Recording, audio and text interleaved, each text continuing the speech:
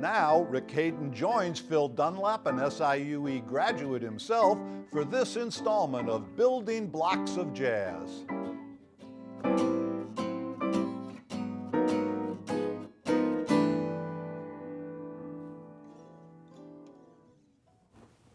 Hello and welcome to the Building Blocks of Jazz. My name is Phil Dunlap, and today we're going to talk about the rhythm guitar as it relates to big band music. And specifically, we're going to talk about rhythm guitar's most famous musician, and that is the great Freddy Green. And to help me talk about Freddy Green and introduce some of his concepts, I brought a friend of mine, professor of music at Southern Illinois University. Please welcome Mr. Rick Haydon. Glad to be here, Phil.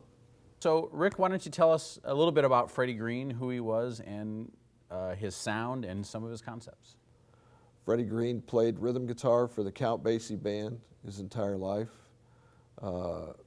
Was as known as the greatest rhythm guitarist in jazz history. Typically, young guitarists will be taught bar chords. We're taught, and they're called grips in the guitar world.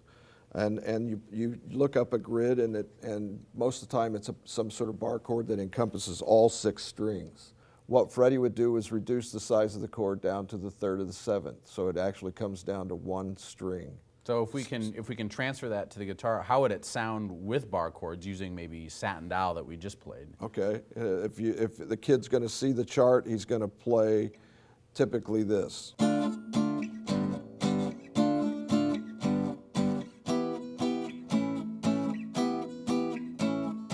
It seems a bit awkward, and your hand is moving, all up and down the neck. It is very awkward and inefficient, Phil, and what Freddy would do is reduce the size of the chord, which takes all this motion from this down to this.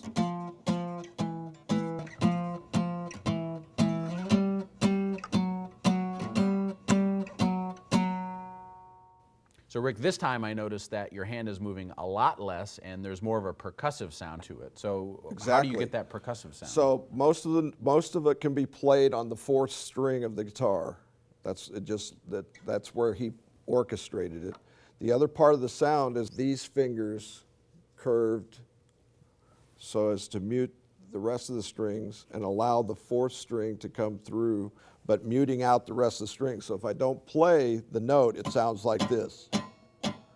As soon as I add that note in by pushing down with my index finger, you get the complete sound. So we have a combination of quarter notes, muted strings, with the 3rd of the 7th being played on the 4th string. The other thing that happens is that my index finger will also play in pulse with my right hand, so that I control the length of that 3rd or the 7th being played. So if I leave my finger down, it sounds like this,